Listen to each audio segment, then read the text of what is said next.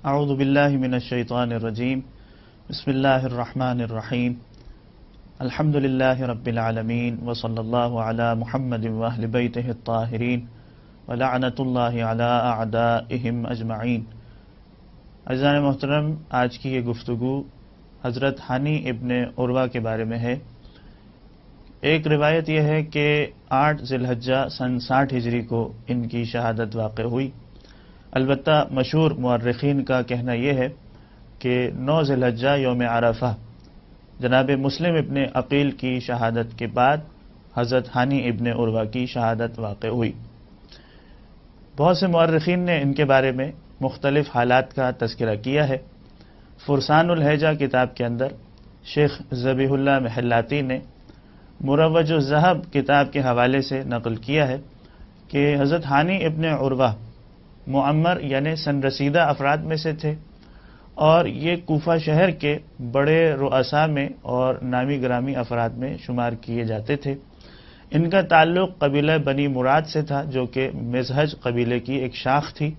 اور یہ اپنے قبیلے کے سردار تھے۔ کہا جاتا ہے کہ جب یہ اپنے قبیلے کے ساتھیوں کے ساتھ نکلا کرتے تھے تو 4000 مسلح افراد ان کے ساتھ ہوتے تھے، اور الگ پیدل چلنے والوں کی تعداد تقریباً 8000 کے برابر ہوتی تھی۔ بعض مورخین نے یہ بھی لکھا ہے کہ قبیلہ بنی کندہ کے ساتھ بھی ان کا تعلق تھا، لہذا جب قبیلہ بنی کندہ کے لوگ بھی ان کے ساتھ چلا کرتے تھے تو پورا لشکر تقریباً 30,000 افراد پر مشتمل ہوتا تھا، جن کی سرداری ہانی ابن عروہ کیا کرتے تھے۔ ایک اور کتاب کے حوالے سے تاریخ دمشق کے اندر ابن عساکر نے یوں لکھا ہے ہانی ابن عروہ کے بارے میں کہ یہ اور ان کے والد جناب عروہ یہ دونوں رسول کے اصحاب میں شمار ہوتے ہیں، صحابی رسول تھے، اور ہانی ابن عروہ نے مولا امیر المؤمنین علیہ الصلوۃ والسلام کے ساتھ تینوں جنگوں جمل، صفین اور نہروان میں شرکت کی، یہاں تک کہ کربلا کے واقعے سے پہلے جناب مسلم ابن عقیل کو بھی اپنے گھر میں پناہ دی تھی۔ اس کے علاوہ تاریخی طور پر ایک اور واقعہ جس میں جناب ہانی کے والد عروہ کا تذکرہ ملتا ہے کہ جس وقت کوفہ شہر سے عبید اللہ ابن زیاد کے باپ زیاد نے حجر بن عدی کو گرفتار کیا اور اسے شام معاویہ کے پاس بھجوایا، تو راستے میں ہی جناب حجر ابن عدی کو قتل کیا گیا۔ اس موقع پر جناب ہانی کے والد عروہ بھی حجر بن عدی کے ساتھ تھے، اور انہیں بھی معاویہ کی جانب سے قتل کرنے کا حکم صادر ہو چکا تھا، لیکن عبید اللہ ابن زیاد کے والد زیاد کی شفاعت کی وجہ سے، ان کی درخواست کی وجہ سے ہانی کے والد عروہ کو چھوڑ دیا گیا تھا اور ان کی جان بخش دی گئی تھی۔ تو اس انداز سے زیاد کی طرف سے ایک احسان تھا جو ہانی کے والد عروہ پر کیا گیا۔ جب بصرہ شہر کے ساتھ ساتھ کوفہ کی امارت بھی عبید اللہ ابن زیاد کو سونپ دی گئی، اور اس موقع پر مسلم ابن عقیل جناب مختار کے گھر میں تھے، جیسے ہی کوفہ میں ابن زیاد کی آمد ہوتی ہے اور اس نے آ کر کوفہ کے رہنے والوں کو ڈرانا دھمکانا شروع کیا، تو ان نازک حالات کے اندر جناب ہانی کے گھر میں حضرت مسلم ابن عقیل مختار کے گھر سے منتقل ہوئے، اور اس موقع پر جناب ہانی کا گھر جو ہے وہ شیعوں کا آماجگاہ بن گیا کہ وہاں پر مختلف اہل بیت کے چاہنے والے لوگ آتے تھے اور مسلم ابن عقیل کے ہاتھوں پر امام حسین علیہ الصلوۃ والسلام کے نام پر بیعت کیا کرتے تھے۔ وہیں سے لشکر کی تیاری شروع ہوئی اور اسلحہ جمع ہونا شروع ہوا۔ یہیں پر شیخ مفید علیہ الرحمہ نے اپنی کتاب الارشاد میں اس روایت کو لکھا ہے کہ معقل نام کا ایک غلام تھا ابن زیاد کا، اس نے جاسوسی کرنے کے لیے تاکہ مسلم ابن عقیل کے ٹھکانے کا پتہ لگایا جا سکے، معقل کو کچھ رقم دی 3000 درہم، اور اس سے کہا کہ جاؤ جا کر مسلم ابن عقیل کا پتہ معلوم کرو کہ وہ اس وقت کس جگہ پر ہیں۔ لہذا وہ معقل غلام مسجد کوفہ میں آ کر بیٹھ گیا، مسلم ابن اوسجا سے ملاقات ہوئی، ان کے ہاتھ میں یہ رقم دی اور کہا کہ میں اہل بیت کے چاہنے والوں میں سے ہوں، میں شام سے آیا ہوں اور مسلم ابن عقیل کے ہاتھ پر بیعت کرنا چاہتا ہوں اور ان کے لشکر میں شامل ہونا چاہتا ہوں۔ لہذا اس نے بہت سارے عہد و پیمان کے ساتھ مسلم ابن عقیل کو بھروسہ دلایا کہ میں آپ کے چاہنے والوں میں سے ہوں، اور مسلم نے اوسجہ نے کسی طرح انہیں ہانی کے گھر میں مسلم ابن عقیل سے ملاقات کروائی۔ لہذا یہ شخص روزانہ ہانی ابن عروہ کے گھر میں آتا تھا، جاسوسی کرتا تھا، سارے حالات کی خبر تھی، اور یہ سارے واقعات جا کر عبید اللہ ابن زیاد کو سنا دیا کرتا تھا۔ اسی موقع پر ہانی ابن عروہ کو اپنی جان پر ذرا خوف محسوس ہوا کہ کہیں ایسا نہ ہو کہ مسلم ابن عقیل کی میرے گھر میں موجودگی کی اطلاع عبید اللہ ابن زیاد کو ہو جائے، لہذا انہوں نے اپنے آپ کو مریض ظاہر کیا اور عبید اللہ ابن زیاد سے دوری اختیار کی۔ اسی موقع پر 3 افراد کو عبید اللہ ابن زیاد نے اپنے دربار میں طلب کیا، محمد ابن اشعث، اسما بن خارجہ اور عمر ابن الحجاج الزبیدی۔ ان 3 افراد کو طلب کیا جو ہانی ابن عروہ کے بھی دوست تھے، قریبی ساتھیوں میں سے تھے، اور ان سے پوچھا کہ آخر کیا وجہ ہے کہ ہانی ہمارے پاس ملنے کے لیے نہیں آتا۔ کہا گیا کہ وہ بیمار ہے۔ عبید اللہ ابن زیاد نے کہا کہ اچھا پھر ان سے کہو کہ وہ جیسے ہی ٹھیک ہو جائیں، ان کی صحت بحال ہو جائے تو ہم سے ملنے کے لیے آئے۔ لہذا ان کو پیغام دے کر کے بھیجا گیا۔ یہ تینوں ہانی ابن عروہ سے ملنے کے لیے آتے ہیں۔ اس وقت وہ اپنے گھر کے دروازے پر بیٹھے تھے اور ان سے کہا کہ تمہیں ابن زیاد نے اپنے پاس طلب کیا ہے، وہ تم سے ناراض ہو رہا ہے۔ لہذا اسی موقع پر اسے بہانے سے ابن زیاد کے دربار میں لایا گیا، اور جیسے ہی ہانی ابن عروہ ابن زیاد کے دربار میں پہنچے ہیں تو اس موقع پر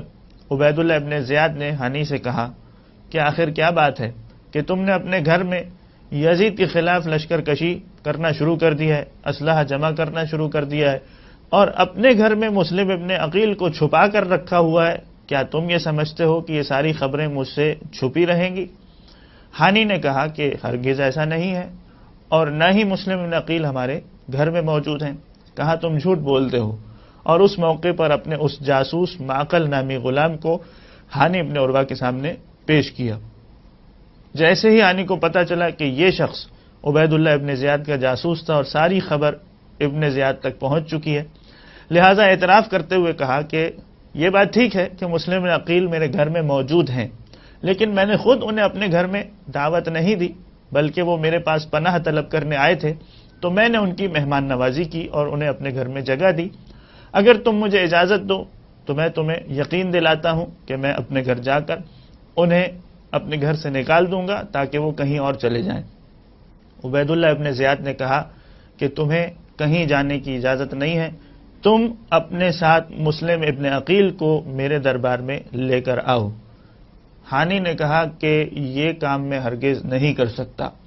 مہمان نوازی کا تقاضا یہ ہے کہ میں اپنے مہمان کی عزت کا خیال رکھوں، لہذا میں کبھی اپنے مہمان کو تمہارے سامنے اس خاطر پیش نہیں کروں گا کہ تم اسے قتل کر دو۔ جب بحث اور تکرار بڑھتی گئی تو اس موقع پر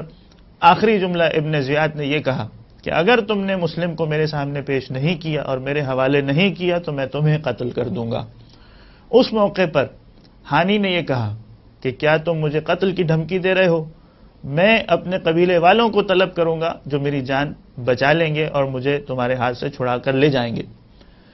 اس موقع پر ابن زیاد غضبناک ہوا اور غصے کے عالم میں اس نے اپنی چھڑی کو اٹھایا اور کہا کہ تم مجھے اپنے قبیلے والوں سے ڈراتے ہو۔ اپنی چھڑی سے ہانی ابن عروہ کی ناک اور ان کے چہرے پر اتنا مارنا شروع کیا کہ ان کی ناک زخمی ہو گئی، ان کا چہرہ پھٹ گیا اور سر اور ناک اور چہرے سے خون بہتا ہوا ان کی داڑھی اور کپڑوں پر بہنے لگا۔ اسی موقع پر ہانی ابن عروہ کو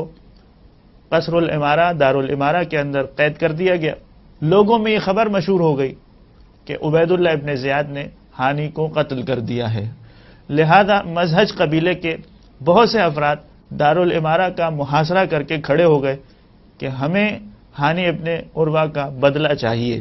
اس موقع پر قاضی شریح کو ابن زیاد نے طلب کیا اور کہا کہ جاؤ جا کر ہانی کو دیکھ لو اپنی نگاہ سے کہ وہ قصر الامارہ میں زندہ موجود ہیں، ہمارے مہمان ہیں، اور قبیلہ مزہج کے لوگوں کو یقین دلاؤ کہ وہ ہمارے مہمان کے طور پر دارالامارہ میں زندہ موجود ہیں۔ لہذا قاضی شریح نے جا کر کے قبیلہ مزہج کے لوگوں کو یقین دلایا اور وہ لوگ وہاں سے رخصت ہو گئے۔ یہ خبر جب مسلم ابن عقیل کو ملی کہ جن کے گھر میں نے پناہ لی ہوئی ہے اسی ہانی ابن عروہ کو ابن زیاد نے دارالامارہ میں قید کر رکھا ہے اور گرفتار کر لیا ہے، لہذا انتقام لینے کے لیے اور ابن زیاد کی قید سے ہانی کو آزاد کرنے کے لیے مسلم ابن عقیل نے قیام کا فیصلہ کیا۔ جیسے ہی قیام کا اعلان ہوا، کوفے کی ہر گلی اور ہر گھر سے ہزاروں لوگ مسلم کی بیعت کرتے ہوئے مسجد کوفہ میں جمع ہو گئے۔ لیکن اس موقع پر آپ جانتے ہیں کہ کس طریقے سے ابن زیاد نے اپنی چالاکی اور مکاری سے کوفے کے لوگوں کو مسلم ابن عقیل سے دور کیا۔ کچھ لوگوں کو لالچ دیا گیا، کچھ لوگوں کو لشکر شام کا ڈر اور خوف دلایا گیا کہ لشکر ابھی شام سے تم پر حملہ کرنے والا ہے،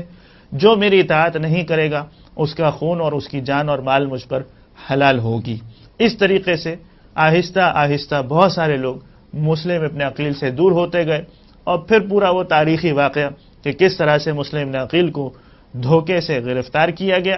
اور دارالامارہ کی چھت پر انہیں قتل کیا گیا، ان کے سر کو قلم کیا گیا۔ جیسے ہی مسلم ابن عقیل کی شہادت واقع ہوئی تو شیخ مفید علیہ رحمہ نے کتاب الارشاد میں یہ لکھا ہے کہ اسی موقع پر یہ حکم جاری کیا گیا ابن زیاد کی جانب سے کہ اب ہانی ابن عروہ کو بھی بازار میں لے جا کر کے قتل کر دیا جائے۔ یعنی یہ جرت تھی مسلم ابن عقیل کے قتل کے بعد ابن زیاد کو یہ یقین ہو گیا تھا کہ کوفے والے اور مزہج قبیلے والے بھی حتیٰ ہانی ابن عروہ کا ساتھ دینے کے لیے تیار نہیں ہوں گے، لہذا رسیوں میں جکڑ کر ہانی ابن عروہ کو اس بازار میں لے جایا گیا جہاں بھیڑ بکریوں کو بیچا جاتا تھا۔ بازار میں لے جا کر حکم دیا گیا کہ ان کا سر اڑا دیا جائے۔ چیختے رہے ہانی ابن عروہ، اپنے قبیلے والوں کو بلاتے رہے، فریاد کرتے رہے، لیکن کوئی ایک شخص بھی ان کی مدد کرنے کے لیے نہیں آیا۔ جب ہانی نے یہ دیکھا کہ کوئی میری مدد کرنے والا نہیں ہے تو خود انہوں نے کوشش کی کہ قریب سے کوئی چاقو یا کوئی چھری انہیں مل جائے جس سے وہ ان سپاہیوں پر حملہ کریں، لیکن انہیں زبردستی رسیوں سے جکڑا گیا، اور اس کے بعد ابن زیاد ہی کے ایک غلام نے تلوار کے وار سے ان کے سر کو قلم کر دیا، اور اس طرح سے ہانی ابن عروہ کی شہادت واقع ہوئی۔ جب مسلم ابن عقیل اور ہانی ابن عروہ کی شہادت کی خبر امام حسین علیہ السلام کو ملی، اس وقت سید الشہداء منزل ثعلبیہ پر تھے، اور امام نے بے ساختہ کلمہ استرجاع انا للہ و انا الیہ راجعون اپنی زبان پر جاری کیا، اور ان دونوں مرد مجاہد کی شہادت پر دعا کرتے ہوئے یہ جملے کہے تھے